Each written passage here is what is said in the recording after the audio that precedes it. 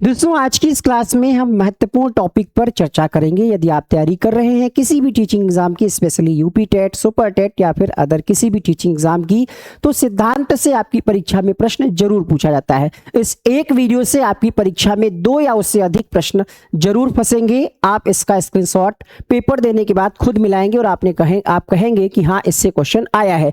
सबसे पहले यहाँ पर हम बात करते हैं मनोविज्ञान के जो 6 प्रमुख स्तंभ हैं, उसमें आ जाता है अधिगम वाला चैप्टर, शिक्षण विधियां, अभिप्रेरणा, बुद्धि, विकास और व्यक्तित्व का सिद्धांत। इन्हीं से लगभग आपका पूरा पेपर बनता है, इन्हीं के इर्द गिर्द आपका पूरा पेपर बनता है। सबसे पहले हम बात करेंगे अधिगम के सिद्धांतों में थॉर्नडाइक का सिद्धांत। थॉर्नडाइक के सिद्धांत को हम जानते हैं प्रयत्न एवं त्रुटि के सिद्धांत के नाम से, प्रयास एवं त्रुटि के सिद्धांत के नाम से, ट्रायल एंड एरर के सिद्धांत के नाम से। और अगर हम बात करें इनका प्रयोग किस पर था, तो इन्होंने अपना प्रयोग जो है बिल्ली पर किया था। ठीक है, थॉर्नडाइक को शिक्षा मनोविज्ञान का जनक और पशु मनोविज्ञान का जनक भी कहा जाता है। तो जो चीजें यहां पर लिखी हैं वो तो आपको याद करनी है, जो हम आपको बता रहे हैं उस पर भी आपका ध्यान केंद्रित रहना चाहिए, क्योंकि बहुत सारी चीजें हम आपको अपनी तरफ से बताने वाले हैं। ठीक है, अब बात करते हैं पावलाव की। जैसा कि आप फिगर देख पा रहे होंगे, पावलाव का प्रयोग किस पर था, तो कुत्ते पर इन्होंने प्रयोग अपना किया था। और इनके सिद्धांत को हम कहते हैं शास्त्रीय अनुबंधन का सिद्धांत। इनको जो है 1904 में नोबेल पुरस्कार भी मिला था। ये एक रूसी शरीर क्रिया वैज्ञानिक थे और इन्होंने काफी सारे प्रयोग किए। 36वें कुत्ते पर इनका जो प्रयोग था वो सफल रहा। तीसरा जो सिद्धांत है बीएफ स्किनर का, इनके सिद्धांत को हम क्रिया प्रसूत अनुबंधन सिद्धांत के नाम से जानते हैं। इनका प्रयोग कबूतर पर था। इसके अलावा पुनर्बलन का सिद्धांत किसके द्वारा दिया गया, या अपने सिद्धांत में पुनर्बलन का प्रयोग किसने किया, तो नाम ध्यान रखिएगा, स्किनर महोदय। प्रयोग कबूतर पर था, चूहे पर भी इन्होंने अपना प्रयोग किया था। ठीक है, पुनर्बलन इनके सिद्धांत का प्रमुख हिस्सा है। नैमित्तिक अनुबंधन सिद्धांत भी इसी सिद्धांत का दूसरा नाम है। अब यहां पर हम बात करते हैं, इसके पहले जो आपने मनोवैज्ञानिकों के बारे में पढ़ा, ये व्यवहारवादी हैं। ठीक है, अब व्यवहारवाद के अगर आपसे पूछ ले डायरेक्ट कि व्यवहारवाद के जनक कौन है, तो वॉटसन को व्यवहारवाद का जनक कहा जाता है। इनका मानना था कि बच्चे को, एक स्टेटमेंट भी है जिससे प्रश्न बनता है कि तुम मुझे बालक दे दो, मैं उसे चोर, वकील, डाकू, डॉक्टर कुछ भी बना सकता हूं। तो वॉटसन का ही ये स्टेटमेंट है। वॉटसन जो है व्यवहारवाद के जनक माने जाते हैं। अगला हमारा जो संप्रदाय है वो कौन सा है, गेस्टाल्ट। गेस्टाल्टवाद के प्रतिपादक मैक्स वर्दीमर और कोहलर और कोफका उनके सहयोगी थे।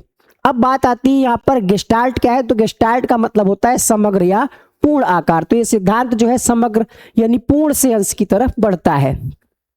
कोहलर की बात करें तो कोहलर का प्रयोग किस पर था, कोहलर ने सुल्तान नामक चिंपैंजी पर अपना प्रयोग किया था और बढ़िया प्रयोग इनका रहा, सफल प्रयोग रहा। इसी के आधार पर हमारा सिद्धांत निकला सूझ का सिद्धांत, जिसको हम कह सकते हैं कि सीखना जो है अचानक भी हो सकता है। कुछ ऐसी स्थितियों के माध्यम से आप अचानक से कहीं से भी कुछ भी सीख सकते हैं। इसको हम कहते हैं insight theory of learning. Tall man की जब हम बात करते हैं तो टॉलमैन का सिद्धांत है क्षेत्र का सिद्धांत, जिसको हम कहते हैं टॉलमैन का है चिन्ह का सिद्धांत, कर्ट लेविन का है क्षेत्र का सिद्धांत। अभी उसकी हम बात करेंगे।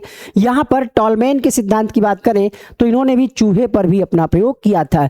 बेंडूरा का जो सिद्धांत है उसको हम कहते हैं सामाजिक अधिगम का सिद्धांत, जबकि वाइगोत्स्की का है सामाजिक सांस्कृतिक भाषा विकास का सिद्धांत। उसकी भी हम चर्चा करेंगे।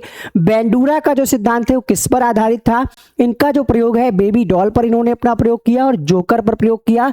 इनका सिद्धांत प्रेक्षणात्मक अधिगम पर आधारित था और मॉडलिंग शब्द का इन्होंने प्रयोग किया है। या ऑप्शन में आपको अगर प्रश्न पूछेगा तो प्रतिरूपण दिया होगा या प्रेक्षणात्मक दिया होगा। मॉडलिंग थ्योरी पर इनका सिद्धांत आधारित है। जोकर पर और बेबी डॉल पर इनका प्रयोग था और अपने ही बच्चे पर इन्होंने अपना प्रयोग किया था। अब बात करते हैं यहां पर रॉबर्ट गैने की। तो इन्होंने ऐसा कोई सिद्धांत नहीं दिया है। रॉबर्ट गैने ने अधिगम की अष्टपदी सोपान की दी है। 8 स्टेप इन्होंने बताए हैं, जिसमें सबसे निम्नतम स्तर पे आपका आता है संकेत के माध्यम से सीखना, सांकेतिक अधिगम। प्रश्न बनता है कि रॉबर्ट गैने के अनुसार सबसे निम्नतम स्तर पर बच्चा कैसे सीखता है? संकेत के माध्यम से। सबसे उच्चतम स्तर इसका क्या होता है? समस्या समाधान के माध्यम से सीखना। कितने स्टेप हैं इसमें? 8 स्टेप हैं। और कर्ट लेविन, जैसा कि हमने अभी आपको बताया, कर्ट लेविन के सिद्धांत को हम फील्ड थ्योरी ऑफ लर्निंग कहते हैं या क्षेत्र का सिद्धांत भी कहते हैं। इनका मानना था कि व्यक्ति जो है वो पर्यावरण के बीच, व्यक्ति और पर्यावरण के बीच जो बल जो कार्य करता है उसकी इन्होंने चर्चा की थी। एडविन गुथरी का जो सिद्धांत है इसको हम समीपता का सिद्धांत भी कहते हैं। ठीक है, ध्यान रखिएगा, समीपता का सिद्धांत या समीप्य अनुबंधन का सिद्धांत कहते हैं। डेविड आशुबेल की बात करें, यूपी टेट 2018 में प्रश्न यहां से कूट बना करके पूछा गया था। डेविड आशुबेल का जो कॉन्सेप्ट है सार्थक शाब्दिक अधिगम का कॉन्सेप्ट है, अर्थात नए ज्ञान को पूर्व ज्ञान से जोड़ने का काम इस तरीके से करता है। आगे बात करेंगे यहाँ पर, ये 2 महान दृष्टिकोण हैं, इनसे प्रश्न ना पूछा जाए सी टेट में, यूपी टेट में, ऐसा हो ही नहीं सकता, इसीलिए महान है ये। जीन पियाजे, इन्होंने 30 से अधिक पुस्तकों की रचना की और संज्ञानात्मक विकास का सिद्धांत दिया। 4 अवस्थाएं बताई, संवेदीगामक, पूर्व संक्रियात्मक, मूर्त संक्रियात्मक और औपचारिक संक्रियात्मक। पहली जो अवस्था है 0 से 2 वर्ष, या इसको हम कह सकते हैं जन्म से 2 वर्ष, इसको हम इंद्रिय गामक अवस्था, इंद्रिय जनित अवस्था भी कहते हैं, क्योंकि इस अवस्था में बच्चा इंद्रियों के माध्यम से सीखता है। ठीक है, और इसी अवस्था में बच्चे में वस्तु स्थायित्व का गुण पाया जाता है। दूसरी अवस्था जब आती है पूर्व संक्रियात्मक अवस्था, तो यहां पर बच्चे में प्रतीकात्मक चिंतन का विकास होने लगता है, सिंबॉलिक थॉट आने लगते हैं। मूर्त संक्रियात्मक अवस्था में बच्चा क्या करता है? जो भी उसके सामने मूर्त वस्तुएं होती हैं उसके बारे में वो चिंतन करना सीख जाता है, मतलब उसमें उस बच्चे में मूर्त चिंतन का कह सकते हैं मूर्त चिंतन की प्रक्रिया शुरू हो जाती है। चौथी जो अवस्था है उसको हम कहते हैं औपचारिक संक्रियात्मक अवस्था, जिसमें बच्चा विश्लेषण करने लगता है, समस्या समाधान करने लगता है, निगमनात्मक तर्क आ जाता है। ये चौथी अवस्था की विशेषता है। इसके अलावा जीन पियाजे ने सूचनाओं का जो संग्रह होता है, ठीक है, आपसे प्रश्न पूछता है स्कीमा क्या है, तो सूचनाओं का संग्रह, स्ट्रक्चर ऑफ नॉलेज, जो बंडल आपके दिमाग में है जिसमें बहुत सारी सूचनाएं स्टोर कर रखी हैं, उसको इन्होंने स्कीमा कहा है। और एक कॉन्सेप्ट यहाँ पर बनता है कि वस्तु स्थायित्व क्या है, तो ऑब्जेक्ट परमानेंस कहते हैं। वस्तु स्थायित्व यानी किसी भी वस्तु को आप हटा लें, अगर वहां पर रखी है फिर भी बच्चे को लगता है कि वो वस्तु वहीं कहीं है, आसपास बच्चा ढूंढने का प्रयास करता है। तो ये आप ध्यान रखिएगा, इसी का पार्ट है। इन्हीं के सिद्धांत में एक शब्दावली है जिसको आप कहते हैं अनुकूलन। ठीक है, अनुकूलन क्या है? तो इसके 2 पार्ट हैं, एक होता है समावेशन और एक होता है समायोजन। समावेशन मतलब स्कीमा में जानकारी को जोड़ना, समायोजन मतलब जानकारी में बदलाव करना। तो ये आप ध्यान रखिएगा। ठीक है, अब बात करते हैं वाइगोत्स्की की। हमने आपको पहले ही बताया इनके सिद्धांत का नाम क्या है, सामाजिक सांस्कृतिक भाषा विकास का सिद्धांत। और इनका जो है समीपस्थ विकास का क्षेत्र, प्रश्न पूछता है कि जोन ऑफ प्रोक्सिमल डेवलपमेंट का कॉन्सेप्ट किसके द्वारा दिया गया, तो लेव वाइगोत्स्की के द्वारा दिया गया। स्कैफोल्डिंग शब्द किसने दिया? वाइगोत्स्की के द्वारा दिया गया। अस्थायी मदद, ठीक है, अस्थायी मदद यानी एक ऐसी मदद जिससे कुछ समय के लिए अगर बच्चे को मदद दी जाती है तो वो फिर क्या है, बहुत जल्दी चीज़ों को सीख जाता है और बाद में वो मदद हटा ली जाती है। जिस तरीके से मकान बनता है तो वहाँ पर क्या है, पटरा या शटरिंग के माध्यम से स्लेब को ढाला जाता है, फिर शटरिंग हटा ली जाती है। वही कॉन्सेप्ट इन्होंने सीखने में बताया है। अगला है यहाँ पर कोहलबर्ग का सिद्धांत। कोहलबर्ग ने कौन सा सिद्धांत दिया? नैतिक विकास का सिद्धांत दिया।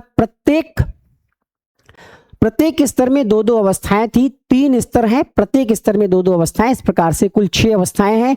अगर हम स्तरों की बात करें तो कन्वेंशनल लेवल, प्री कन्वेंशनल और पोस्ट कन्वेंशनल, ये 3 लेवल हैं जिसमें इन्होंने स्टेप बताए हैं। और ये सभी जो अवस्थाएं हैं ये सार्वभौमिक हैं, सभी बच्चों को इन अवस्थाओं से गुजरना होता है। एरिक एरिक्सन का जो सिद्धांत है उसको हम क्या कहते हैं? मनोसामाजिक सिद्धांत है। इनके सिद्धांत में कितने चरण हैं? 8 चरण है, ध्यान रखिएगा। सिगमंड फ्रायड का जो सिद्धांत है वो क्या है, मनोविश्लेषणात्मक सिद्धांत है। इनके सिद्धांत में कितनी अवस्थाएं हैं, 5 हैं। अवस्थाएं जरूर ध्यान रखिएगा, यहाँ पर 3 स्तर 6 अवस्थाएं। एरिक्सन के सिद्धांत में 8 चरण। सिगमंड फ्रायड ने जो मनोयौन सिद्धांत या मनोविश्लेषणात्मक सिद्धांत दिया, इसमें 5 अवस्थाएं, ओरल, एनल, फेलिक, लेटेंट और जेनिटल। इन्होंने ही लिबिडो शब्द का प्रयोग किया है, ये भी आप ध्यान रखिएगा। बाल विकास, पर्यावरण और लगाव, इससे संबंधित एक सिद्धांत है ब्रोनर का, जिसको हम कहते हैं पारिस्थितिक सिद्धांत। इनका मानना था कि पर्यावरण जो है उसकी भूमिका होती है और पर्यावरण बच्चे के विकास को कैसे आकार दे सकता है। ये कुछ इससे संबंधित सिद्धांत हैं, जिसमें लगाव का सिद्धांत किसने दिया है, जॉन बॉल्बी के द्वारा। अजनबी परिस्थिति का सिद्धांत दिया गया है मैरी एंसवर्थ के द्वारा, और डायना बॉमरिंड के द्वारा परवरिश शैली का सिद्धांत दिया गया है। अब बुद्धि का चैप्टर शुरू होता है, तो हम बात करते हैं कि बुद्धि शब्द का प्रयोग सबसे पहले किसके द्वारा किया गया, फ्रांसिस गाल्टन के द्वारा किया गया 1885 में। बुद्धि के सिद्धांतों में सबसे पहले आता है एक कारक सिद्धांत, जिसको आप एक तत्व का सिद्धांत या एक खंड का सिद्धांत भी कहते हैं। किसके द्वारा दिया गया है, तो बिने के द्वारा दिया गया है। द्विकारक सिद्धांत किसके द्वारा दिया गया, स्पीयरमैन के द्वारा दिया गया। और यहां पर हम बात कर रहे हैं आईक्यू का, इसकी भी हम बात करेंगे। उससे पहले हम बुद्धि के सभी सिद्धांतों को आपको रिवाइज कराना चाहते हैं। बहुकारक सिद्धांत जो है वो थॉर्नडाइक के द्वारा दिया गया है, और गार्डनर ने दिया है कितना, गार्डनर ने दिया है बहुबुद्धि का सिद्धांत, जिसमें 8 प्रकार की बुद्धि पहले हुआ करती थी, एक नवा प्रकार जो है जुड़ गया है, तो 9th यानी 9 प्रकार की बुद्धि है इनके सिद्धांत में। स्टर्नबर्ग की बात करते हैं तो इन्होंने CAP क्रिएटिव, एनालिटिकल और प्रैक्टिकल, यानी इनका जो सिद्धांत है त्रितंत्र का सिद्धांत है। गिलफोर्ड का जो है ये 3D त्रिविमी सिद्धांत है, जिसमें अपसारी और अभिसारी चिंतन की भी चर्चा की गई है। तो ये हो गए बुद्धि के सिद्धांत। अब बात करते हैं बुद्धि जो शब्द है, इसके बाद आता है बुद्धि लब्धि, है ना। तो बुद्धि परीक्षण के जनक पूछ ले तो एल्फ्रेड बिने को बुद्धि परीक्षण का जनक कहा जाता है। बुद्धि लब्धि का सूत्र सबसे पहले देने वाले स्टर्न थे, लेकिन ये सूत्र अधूरा था, तो इसमें 100 जोड़ा किसने, टर्मन ने। अगर आपसे पूछ ले कि वर्तमान में जो प्रचलित सूत्र है ये वाला IQ = MA/CA × 100, तो ये टर्मन ने दिया है, ठीक है। सिर्फ ये वाला जो सूत्र था मानसिक आयु बटे वास्तविक आयु, ये स्टर्न के द्वारा दिया गया था। तो सबसे पहले इन्होंने ही दिया, लेकिन जो प्रचलित है जिस पर बुद्धि लब्धि निकाली जाती है वो टर्मन के द्वारा दिया गया है। आगे बात करेंगे, यहाँ पर हमने आपको सिद्धांतों के बारे में बता दिया है। व्यक्तित्व से संबंधित जो सिद्धांत है, जिसमें है पहला कार्ल युंग का सिद्धांत। युंग का सिद्धांत, इसमें जो है विश्लेषणात्मक मनोविज्ञान, अंतर्मुखी और बहिर्मुखी, इन्होंने युंग ने व्यक्तित्व का वर्गीकरण किया है। एल्फ्रेड एडलर की बात करते हैं तो इन्होंने व्यक्तिगत मनोविज्ञान, हीनता ग्रंथि पर अध्ययन किया। आल्पोर्ट का जो सिद्धांत है उसको हम कहते हैं सील गुण का सिद्धांत, इन्होंने व्यक्तित्व के मौलिक गुणों का अध्ययन किया। आइजेंक का जो सिद्धांत है, इन्होंने PEN थ्योरी दी है। आगे बढ़ेंगे, यहाँ पर कुछ और चीजों को समझेंगे। जो परीक्षण है व्यक्तित्व से संबंधित, प्रक्षेपी परीक्षण, प्रोजेक्टिव टेस्ट हैं, इसमें आपका आ जाता है हरमन रोरसा का, जिसको हम कहते हैं स्याही धब्बा परीक्षण। टेट और कैट से यूपी टेट में कई बार अब तक प्रश्न पूछा गया है। टेट में कार्डों की कुल संख्या कितनी होती है, 31, और इसमें कार्डों की कुल संख्या कितनी होती है, 10। ध्यान रखिएगा। टेट का फुल फॉर्म क्या है, थीमेटिक एप्रिसिएशन टेस्ट। कैट का फुल फॉर्म है चाइल्ड एप्रिसिएशन टेस्ट, हिंदी में कहते हैं प्रासंगिक अंतर्बोध परीक्षण, और यहाँ पर कैट को हम हिंदी में कहते हैं बाल अंतर्बोध परीक्षण। ये आप ध्यान रखिएगा। अभिप्रेरणा से संबंधित मुख्य सिद्धांत है आपका विलियम मैकडूगल का, जिसमें इन्होंने मूल प्रवृत्ति का सिद्धांत दिया है। मूल प्रवृत्तियों की संख्या कितनी बताई है, 14 बताई गई है, ठीक है। 14 मूल प्रवृत्तियां हैं। और हर्जबर्ग का सिद्धांत कौन सा है, तो हर्जबर्ग का सिद्धांत है 2 फैक्टर थ्योरी, और विक्टर ब्रूम वाला जो है यूपी टेट में पूछा गया है, इन्होंने प्रत्याशा का सिद्धांत दिया है, ठीक है। आगे बढ़ते हैं अगले पॉइंट की तरफ। और हाँ, अब्राहम मैस्लो का कौन सा सिद्धांत है, ये आवश्यकता का पदानुक्रमिक सिद्धांत है। आवश्यकताएं कितने प्रकार की हो सकती हैं, शारीरिक आवश्यकताएं, भूख, प्यास, नींद इत्यादि, है ना। सुरक्षा आवश्यकताएं, समाज में अगर आप रह रहे हैं, सुरक्षित रहने के लिए आपके पास कुछ पैसा भी होना चाहिए और समाज में आपकी रेस्पेक्ट भी हो, है ना। शारीरिक सुरक्षा भी हो और आर्थिक सुरक्षा भी हो, प्रेम और संबद्धता, सम्मान करे समाज के लोग, और आपकी कुछ मतलब आपकी कह सकते हैं सेल्फ वैल्यू भी हो।